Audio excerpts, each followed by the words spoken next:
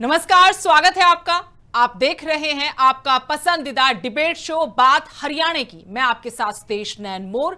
हरियाणा के खिलाड़ी देश विदेश हर जगह पदक जीत रहे हैं, लेकिन खेलों की मेजबानी गुजरात के पास। सवाल तो बनता है, हरियाणा के खिलाड़ी देश ही नहीं दुनिया के बड़े बड़े टूर्नामेंट में पदक जीतकर प्रदेश का नाम रोशन कर रहे हैं, लेकिन जब कॉमनवेल्थ गेम्स की मेजबानी की बात आई तो हरियाणा को पीछे कर गुजरात को मौका मिल गया। अब सवाल पूछा गया तो जवाब मिला। हरियाणा में अभी उस स्तर का इंफ्रास्ट्रक्चर नहीं है, लेकिन सवाल यह है कि अगर हरियाणा में खेल सुविधाएं कम हैं तो 12 साल से प्रदेश में बीजेपी की सरकार क्या कर रही है? क्या खेलों का इंफ्रास्ट्रक्चर तैयार करने की जिम्मेदारी भी पिछली सरकारों की ही है? और अगर गुजरात में इंफ्रास्ट्रक्चर इतना बेहतर है तो एक और सवाल है, इतने शानदार इंफ्रास्ट्रक्चर का फायदा गुजरात के खिलाड़ियों को कितने पदकों के रूप में मिला? हरियाणा के खिलाड़ी बिना पर्याप्त सुविधाओं के भी पदक ला रहे हैं, तो फिर मेहनत खिलाड़ियों की और मेजबानी का मैदान गुजरात का आखिर क्यों? सवाल सिर्फ कॉमनवेल्थ गेम्स का नहीं है, सवाल है जिस हरियाणा ने देश को इतने चैंपियन दिए, उसी हरियाणा को खेलों की मेजबानी के लिए अभी और कितना इंतजार करना पड़ेगा? हरियाणा खिलाड़ी पदक जीतते हैं, लेकिन खेलों की मेजबानी गुजरात क्यों करे? बीजेपी प्रदेश अध्यक्ष अर्चना गुप्ता ने कहा, हरियाणा में इन खेलों को करवाने के लिए इंफ्रास्ट्रक्चर नहीं है। किरण चौधरी और बीजेपी अध्यक्ष ने इसका ठीकरा पूर्व की सरकारों पर फोड़ा, लेकिन तमाम सवाल हैं जिनके जवाब मिलना बहुत जरूरी है। आगे करेंगे चर्चा, लेकिन उससे पहले आपको दिखाते हैं स्पेशल रिपोर्ट।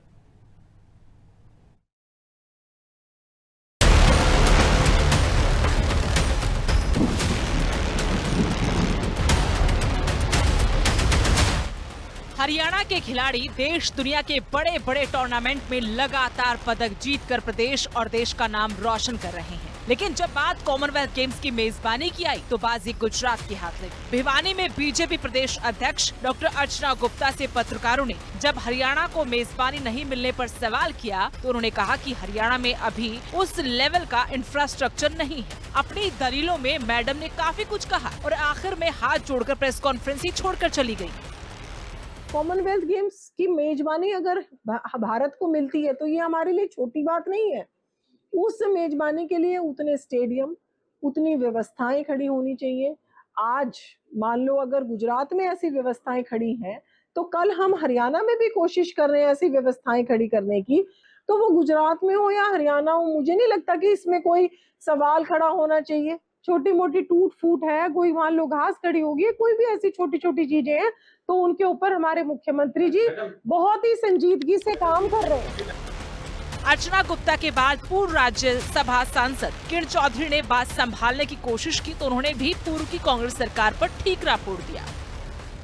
अब इंफ्रास्ट्रक्चर जो है यहाँ पे जब लाने की बात हम करा करते थे तो किसी ने आने नहीं दिया कांग्रेस में। आप जानते हो, यहाँ तो सड़क का ही जो है, सड़क की श्रुति बनाना चाहती थी तो वही थेपलियां लगी हुई सड़क थी, कलानौर से आगे जब निकलते थे तो वो इंफ्रास्ट्रक्चर बनाने में समय लगता है। जब दोनों बीजेपी नेता ये जवाब देती हैं कि हरियाणा में इन खेलों के आयोजन के लिए पर्याप्त सुविधाएं नहीं हैं, तो सवाल यहीं से बड़ा हो जाता है कि हरियाणा में पिछले 12 साल से बीजेपी की सरकार है। अगर आज भी अंतर्राष्ट्रीय स्तर के खेल इंफ्रास्ट्रक्चर की कमी है तो इसकी जिम्मेदारी किसकी है? और ये सवाल सिर्फ सियासत का नहीं, हरियाणा के खिलाड़ियों का भी है। जब खिलाड़ी हर जगह टूर्नामेंट में पदक ला सकते हैं तो सरकार उन्हें विश्व स्तरीय मंच और सुविधाएं क्यों नहीं दे सकती? पदक हरियाणा के खिलाड़ियों के, लेकिन कॉमनवेल्थ की मेजबानी गुजरात। आखिर हरियाणा पीछे क्यों है? Bureau report, living India news. तो जितने जवाब दिए गए, जितने दलीलें दी गई, उसके बाद अभी भी बहुत सारे सवाल हैं और जवाब मिलना बाकी है। करेंगे चर्चा। हमारे साथ सभी खास मेहमान जुड़ चुके हैं। बीजेपी प्रवक्ता रामराजी शर्मा हमारे साथ हैं और कांग्रेस की तरफ से हमारे साथ जुड़े कृष्ण शर्मा, आईएनएलडी से ओंकार सिंह। आप सभी का बहुत बहुत स्वागत है। और मेरा पहला सवाल रामराजी शर्मा जी आपसे है। 12 साल से प्रदेश में आपकी सरकार है और आपकी पार्टी की अध्यक्ष कहती हैं कि हम ऐसा इंफ्रास्ट्रक्चर बना नहीं पाए जहां आप कॉमनवेल्थ गेम्स करवा सके, वो गुजरात में है, और आप कहते हैं कि पिछली सरकारों ने कुछ नहीं किया। ये दलील किसके गले उतरेगी सर?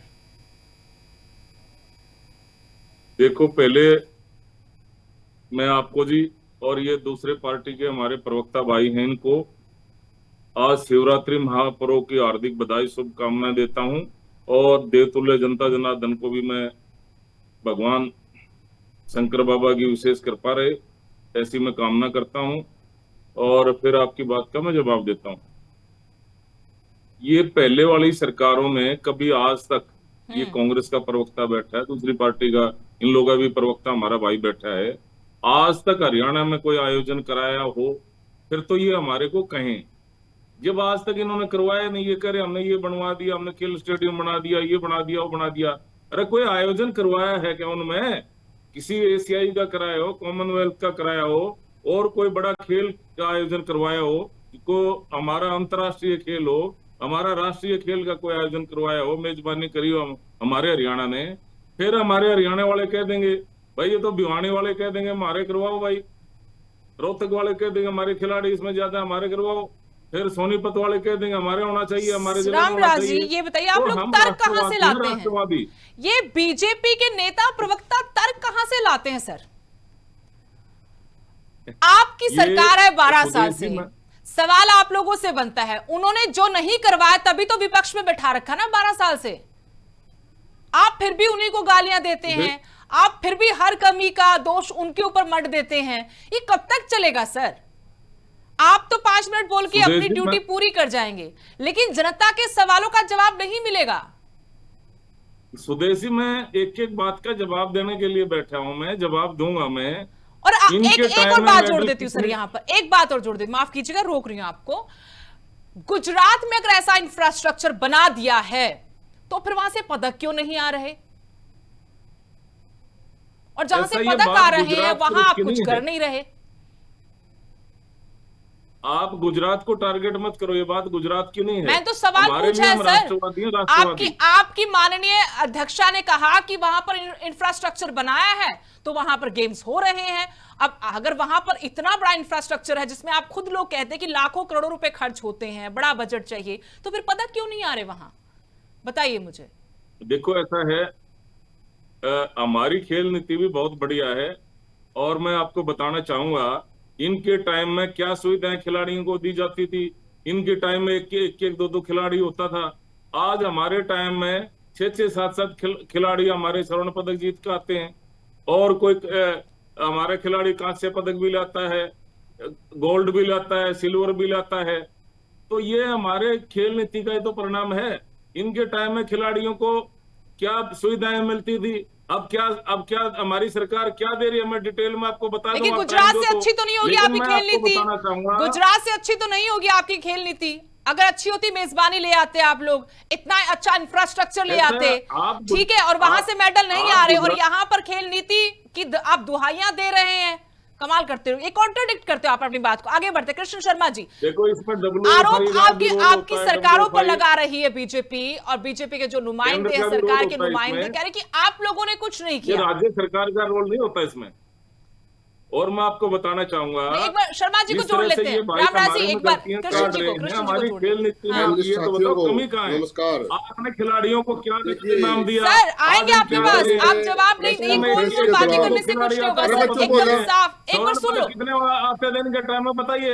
नहीं रामराज जी एक बार सुन लीजिए आप। हमारी ज्यादा सुविधाएं दे रहे हैं, ज्यादा प्रमोट कर रहे हैं। अच्छा ठीक है कृष्ण शर्मा जी, इन्हीं से सवाल कर लेती हूँ। चलिए रामराज जी मुझे बताइए कि इस बार का कितना बजट था आपका खेलों के लिए? सबका साथ, सबका अच्छा ठीक है, मेरे छोटे छोटे सवालों का जवाब दे दो। इस बार का बजट बता दीजिए सर, खेलों का बजट बता दीजिए। कितने खिलाड़ियों को पदक के बाद नौकरी दी, कितने आपने स्टेडियम बनाए, कितने आपने राजीव गांधी नर्सरियों की मेंटेनेंस पर पैसा खर्च किया, बता दीजिए। कितने खेल स्टेडियम बनाए सर आप लोगों ने, कितने खिलाड़ियों को आपने नौकरियों पर रखा, कितनों को आपने स्पॉन्सर किया, बताइए। जो पदक जीत कर आए उनमें से बता दीजिए कि एक भी अगर खिलाड़ी आपकी सरकार में नौकरी करता हो किसी विभाग में। कल तो माननीय प्रधानमंत्री जी ने सबको बुला के सम्मानित किया। अरे सर, एक हमारी बेटी कह रही थी कि बार बार मेरे को ताने दिए जा रहे थे कि भाई के तो मोदी तो मिलकाई है, के तो मोदी तो मिलकाई है। माननीय प्रधानमंत्री जी ने में ही लगे रहेंगे सर, कैसे होगा ये? उनके सिर पे हाथ रख किया, उनको आशीर्वाद दिया। सर ये उनका सर पर हौसला हाथ अफजाई पहले करा। रखना चाहिए था। कोई भी बच्चा हरियाणा सरकार से किसी विभाग में जॉब नहीं कर रहा है, वो कोई रेलवे में, कोई आर्मी में है, स्पॉन्सरशिप कोई पूरा बड़ा खिलाड़ी कर रहा है, वहां का हाथ पकड़ना होता, वहां सर पर हाथ रखना होता। कृष्ण शर्मा जी जवाब दीजिए मेरे सवाल का। ठीक है, क्योंकि ठीकरा आपके ऊपर फोड़ा जा रहा है। सुदेश जी, देखिए जो इनकी वो अध्यक्षा है डॉक्टर अर्चना गुप्ता जी ने भिवानी में किस तरह से अपनी सरकार की पोल खोली कि यहाँ पे कोई मूलभूत सुविधा नहीं है, मूलभूत आधार नहीं है खेलों का हरियाणा के अंदर। यहाँ तो घास फूस जो खड़ी है, जो खिड़की दरवाजे टूटे हैं, जो बाथरूम खराब है, वो भी ठीक नहीं हो पा रहे हमारी सरकार पे। और वो मुख्यमंत्री जी ठीक कर लेंगे। और जय राम जी की राम राम करके खड़ी हो गई, क्योंकि नाच न जाने अंगन टेढ़ा, जब इनके पास किसी बात का जवाब ही नहीं है। मैडम जी, मैं नहीं कहता कि हमारी सरकार ने इसमें अब दोबारा अरे चक्कर सुना आएगा जरा। ना, दोबारा मैडम सुदेश इसकी जी बंद दोबारा कर दो चक्कर आया, मैं यही इसी बात का जवाब दूंगा। जब आएंगे दोबारा आपके मेरा पास, नंबर आप- मिलेगा, आप- आपकी बारी आएगी तब बोलिएगा। रामराज जी पूरा वक्त दिया मैंने आपको, हम- सवाल हम- के जवाब आदमी नहीं तरफ मिलते। हाँ बेवकूफ बोलिए है। बोलिए आप कृष्ण शर्मा जवाब दीजिए। मैडम जी, इसकी सरकार का आईना तो इसके अध्यक्षा ने दिखाई दिया, जो मुख्यमंत्री के बराबर का पोस्ट होती है। मैं नहीं कहता कि हमारी सरकार ने इसमें ज्यादा तब्दीली करी। हमारे से पूर्ववर्ती जो भी सरकारें थी, उन्होंने खेल नीति को लागू किया। और चौधरी भूपेंद्र हुड्डा जी जब मुख्यमंत्री बने 2005 में और 14 तक, मैडम जी, उसके बाद खेलों की तरफ ध्यान दिया गया। राजीव गांधी खेल परिसर हर गांव में देने की कोशिश की। 240 के करीब, 42 के करीब खेल स्टेडियम राजीव गांधी बनाए गए, मिनी स्टेडियम बनाए गए। और बच्चों को प्रोत्साहन के लिए भाई पदक लाओ और नौकरी पाओ, डीएसपी बनो। जो गोल्ड मेडल लेके आए मैडम जी, उसमें हमारे नौजवान जो ग्रामीण क्षेत्र के खिलाड़ी थे, वो पदक लेके आए, उनको डीएसपी बनाया गया। जो दूसरे पदक थे, कांस्य थे, सिल्वर थे, उनको क्लास 1, क्लास 2, क्लास 3 की नौकरी दी गई। और एक ऐसा माहौल हरियाणा के अंदर उपजा कि हर माँ बाप अभिभावक ये चाहता था कि उसका बच्चा खेल नीति में खेल खिलाड़ी बने और देश प्रदेश के लिए खेल के आए और पदक लेके आए।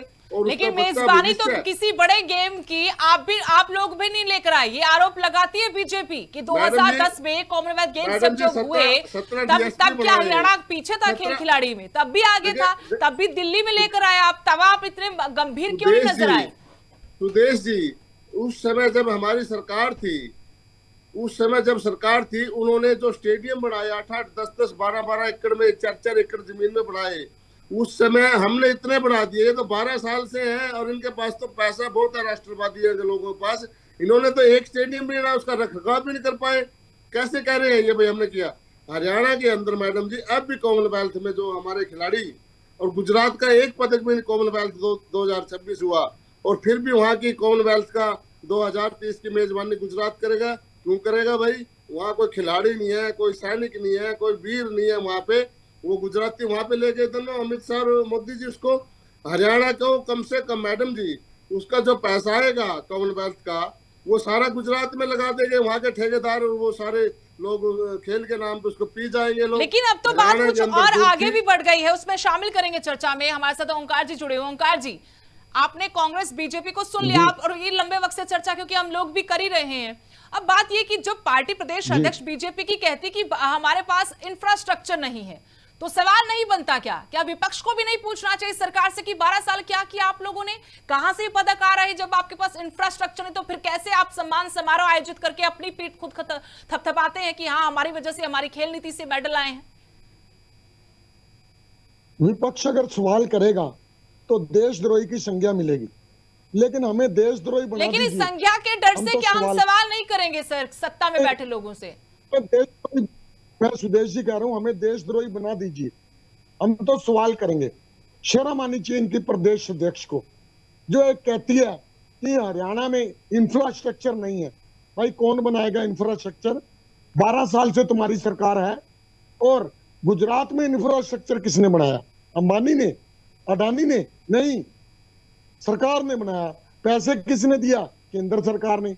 वही केंद्र सरकार हमारे को पैसे दे दे, हम बना देते इंफ्रास्ट्रक्चर। और देखिए हरियाणा की और सर बना कहाँ है? आप लोग, हम फिर मुद्दे से मैं आपको लेकर आती हूँ कि बना कहाँ है। वो तो अभी बजट आएगा, बनाया जाएगा। तभी तो हम कह रहे हैं ना, यहाँ मेजबानी मिलती तो कहां से कहां जाते हैं हमारे खेल खिलाड़ी। अभी तो बहुत आगे है बिल्कुल, गेम। बहुत पूछो ना सही। इनका टाइम में कितने हमें- करवा दे, कितने मेजबानी करवाएगी, हमें- पूछो ना। अरे सर इन्होंने नहीं करवाई तो क्या आप लोग भी नहीं कराएंगे? कितने खेल कराए थे हरियाणा में? सुदेश जी, पहले इनको चुप झोपड़ी कराइए। होती आते थी, हैं राम फिर राजी आपके मकान पास। बने, एक बार बात फिर कोठियां जिस बनी, जिस जिसके फिर पास हम बड़े-बड़े- जा रहे हैं उनका बड़े-बड़े जवाब पूरा स्टोरियां होने बनने लगी। हाँ, क्या ओंकार जी सारा बोलिए। समय एक सा रहता है क्या कृष्ण भाई? शर्मा जी, ये बताओ ओंकार पंडित जी, ओंकार जी को टाइम दीजिए। तुम्हारे को क्या अरे दिक्कत हो पहले- रही है? तुम्हारे पहले टाइम में छोटे पैसा खेल कितना खेलते थे होता था? बच्चे, 1 करोड़ फिर 2 रुपए। स्टेडियम बने, अब कितना स्टेडियम में मिलता है जाने खिलाड़ियों लग गए, को? फिर शहरों में जाने लग गए बच्चे। ये अच्छी बात स्टेडियम है। बने, कृष्ण शर्मा जी एक स्टेडियम बार बने, म्यूट कर दो, फिर एक बार एक ओंकार जी को एक से सुनते नहीं फिर आते हैं आप सारी लोगों के उम्र। पास। हाँ बोलिए ओंकार जी, बोलिए। सुदेश जी, हमारे पंजाबी में एक कहावत है, खान पीन नु बांदरी, डंडे खान नु रिच। मतलब खाने पीने का टाइम आए तो गुजरात में चले जाओ, जितनी मेजबानी है गुजरात में दे दो। और मेरे भाई बीजेपी के प्रवक्ता, इनको तो सिर्फ और सिर्फ आरती उतारनी आती है। ये कह रहे हैं कि हमारे से पिछली सरकारों ने मेजबानी नहीं ली। अरे भाई 12 साल से तुम्हारी सरकार है।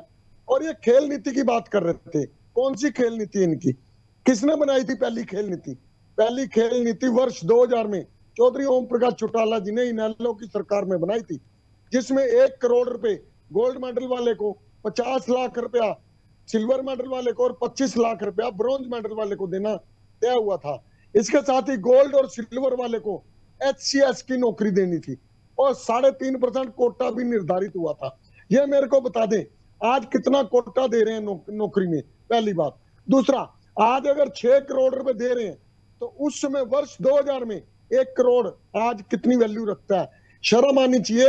ये सिर्फ और सिर्फ आरती उतार सकते हैं, लंबे लंबे टीके लगा के कोई परमात्मा का भगत नहीं बन जाता। लेकिन इनको आरती उतारने के अलावा कोई काम नहीं है।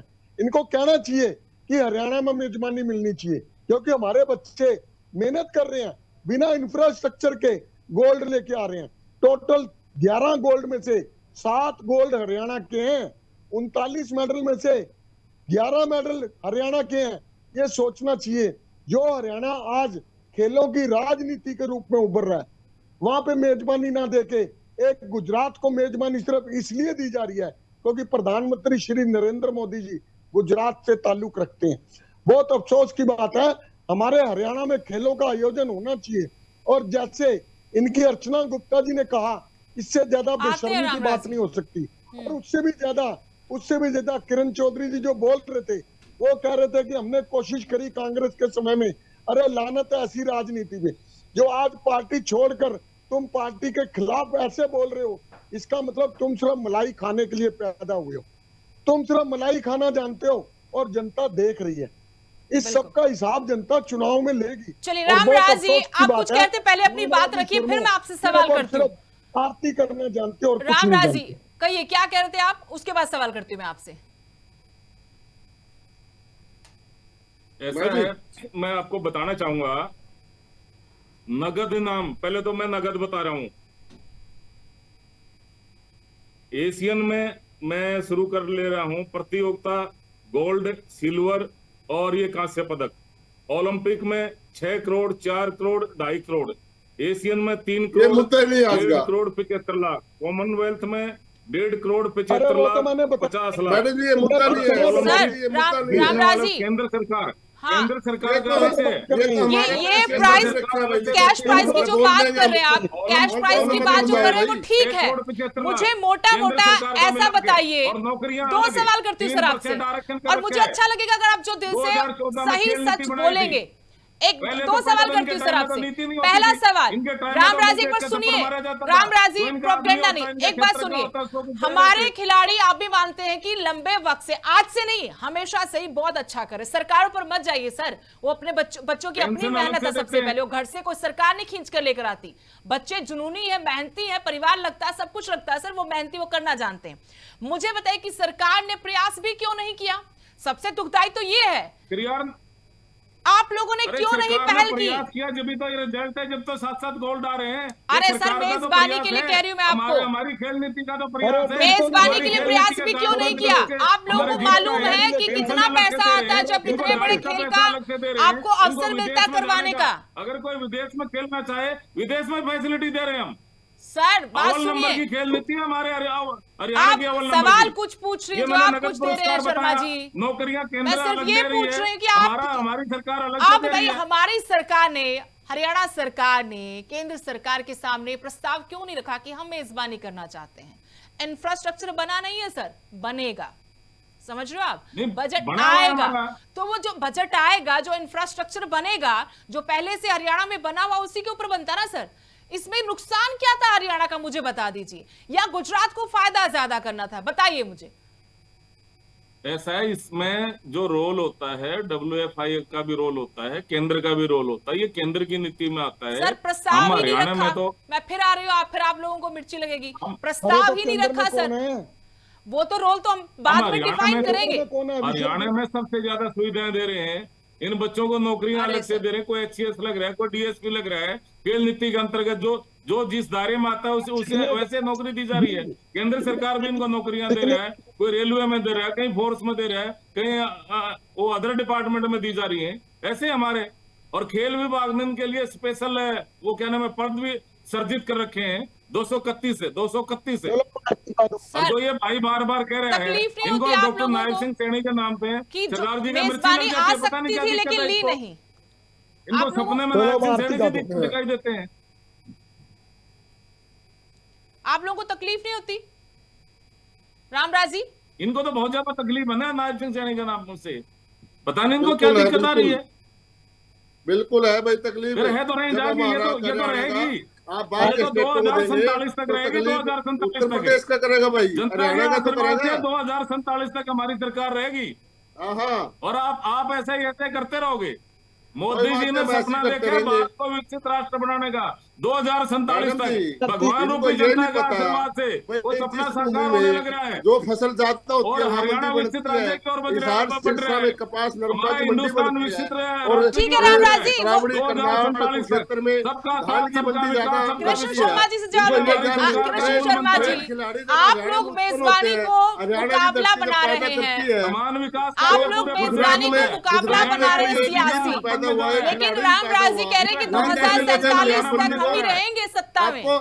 और जनता के आपको कुछ अब पता अपना ही नहीं है देख पंडित जी। लीजिए। भगवान रूपी जनता आप के ऐसे आशीर्वाद मार से देते हो। लगातार अगर केंद्र में हरियाणा बीजेपी के रामराज सरकार जी, से लगातार ऐसे प्रदेश मत में बीच में बीजेपी मत बोलिए, सरकार वक्त ने नहीं है, सिर्फ लगातार वक्त खराब होता है और इसके अलावा कुछ नहीं, समय बर्बाद है दिल्ली सर। में करवा देते ऐसे बात भगवान करने से कोई हरियाणा फायदा के नहीं है सर। मेजबान बना देते। कृष्ण शर्मा जवाब दीजिए, तो उसके बाद आती हूँ ओंकार जी लास्ट टेक के लिए आपके पास आती हूँ। कृष्ण शर्मा जी, आपके सिरसा के जिलाध्यक्ष बजरंग दास गर्ग ने इस्तीफा हिसार क्यों दिया? हिसार सर, तो हिसार, बता दो। वहां मत जाइए सर, जो- आज मुद्दा कोई और है, मत ये हमारी भटकाइए। पार्टी का मामला है, हम जो चाहेंगे वो कृष्ण करेंगे। शर्मा जी, अब आप बताइए, अब क्या होगा? को होस्टिंग के लिए कोशिश करेंगे, आप दबाव डालेंगे सरकार पर सुदेश जी, सह मेजबानी के बिल्कुल- लिए? ऐसा ये नीति बिल्कुल है। पूरा दबाव डाला जा मैं रहा है आपको हमारी बताना हमारी चाहूंगा, हमारी नीति है, पार्टी नीति के द्वारा। अंतर्गत मैं ये होता कहना है, चाहता कोई भी हूँ, मामला इससे होता मान है। लो मूलधन 100 रुपये, अरे मान लो मूलधन जो 100 रुपये नहीं है, पॉलिसी 1 में करोड़ जो भी हो आता सकता है, वो आता है, और 150 रुपये भी हो सकता है। आप लोगों ने पुराना सिलेबस पढ़ा, नया सिलेबस नहीं। अब मेरे सुनो, ये अगर आप जनता ने अभी तक नकार कुछ नहीं दिए, बिगड़ा, ये जनता दिल्ली द्वारा में सारा नकारे खेल लोग हैं, स्टेडियम, प्लॉट मूल- खेल मूल गाँव बातें में करते हैं, सब फुल- कुछ फुल मूलभूत लेते हैं। सुविधाएं रामराज हैं। जी, वहाँ आपसे पे ऐसी हरियाणा के उम्मीद नहीं नाम होती पर हमें। दीजिए, आप सभ्य लगते हैं हम लोगों को, आप आराम से अपने वक्त में अपनी बात रखिए, ज्यादा अच्छा लगता है सर, ऐसे अच्छा लगता। ऐसे बीच में आप सबकी बात सारी की बात खराब कर देते मैं ये हैं। कहना चाहता हूँ, तथ्य नहीं तो मत बोलिए सर। वहाँ पे बाहर शोर मचाने का, ये मोदी जी के बाहर आके सब जानते हैं सर, जनता बहुत समझदार है क्या सर, वो मोती जानती लगा है रहा है? कौन क्या क्यों छुपा रहा है, क्या बता रहा है। शुरू होने जा रहा है। ओंकार जी बोलिए आप। मैडम जी, ओंकार जी, भ्रमित लोगों को चुप कराइए। भ्रमित अरे म्यूट कर दीजिए, समस्याएं उठाएं। अब म्यूट कर दीजिए। मैं ये क्या कहूँ आपके बारे में, इनको चुप कराइए, आपने सुदेश ओंकार जी, धर्म- ओंकार जी, अब सत्रों में भी आपने डिवाइड सुदेश एंड जी। रूल कर दिया। आप ये सुदेश बताइए, जी। अगर हरियाणा के पास इनको आपकी चुप अध्यक्षता कराइए, क्या कर रहे हैं ये? कृष्ण शर्मा जी, एक तरीके से बात होती है सर डिबेट में। ओंकार जी बोलिए। सुदेश जी, हरियाणा का निवासी होने के कारण हमारा धर्म बनता है कि हम अपने प्रदेश के लिए सब कुछ करें। अब जब भारत को मेजबानी मिली तो केंद्र सरकार के हाथ में होता है कि वो आयोजन कहाँ पे कराएगा। अब केंद्र सरकार अगर चाहे, वो भी तो बीजेपी की सरकार है, हरियाणा में भी बीजेपी की सरकार है, हरियाणा में खेलों का आयोजन हो सकता है। और ये आयोजन इसलिए भी महत्वपूर्ण है क्योंकि 3 तरफ से दिल्ली को हरियाणा लगता है। जो विदेशी खिलाड़ी आएंगे वो सर ये दिल्ली बात से नजदीक ओंकार जी हम रहेंगे ये बात पहले और भी उनका कर चुके हैं, रहन-सहन लेकिन भी ठीक- देखो जहां सरकार के नुमाइंदों की तरफ से आ जाए कि हमारे पास वो चीजें वो सुविधाएं ही नहीं कि जहां पर मेजबानी हो सके इतने बड़े टूर्नामेंट्स की, तो फिर ये क्या करेंगे शर्मनाक सर? है। समझ रहे हो आप? तो फिर क्या करेंगे आप? ये चर्चाएं कर शर्मनाक सकते है हैं हम लोग, सुदेश जी। चर्चाएं कर सकते हैं, सवाल कर सकते ये हैं, जवाब वहां से शर्मनाक क्या है। आएगा वो हम इनका लोग जानते हैं। प्रवक्ता- चलिए वक्त नहीं मेरे पास, बहुत बहुत शुक्रिया आप तीनों हमारे साथ जुड़े। लेकिन देश के आगे ठीक है गौरव की बात है, लेकिन हरियाणा का हक भी बनता था। हरियाणा खिलाड़ी अगर बिना पर्याप्त सुविधाओं के भी पदक ला सकते हैं तो 12 साल की सरकार के बाद भी खेल इंफ्रास्ट्रक्चर का रोना क्यों? हर बार पिछली सरकारों को दोष देने से स्टेडियम नहीं बनेंगे। खिलाड़ी अपनी मेहनत लगन से देश के लिए पदक जीत रहे हैं, लेकिन सरकार अपना काम कब करेगी? कब तक कमियों का रोना रोती रहेगी और ठीकरा हर बार पिछली सरकारों पर फोड़ती रहेगी? नमस्कार।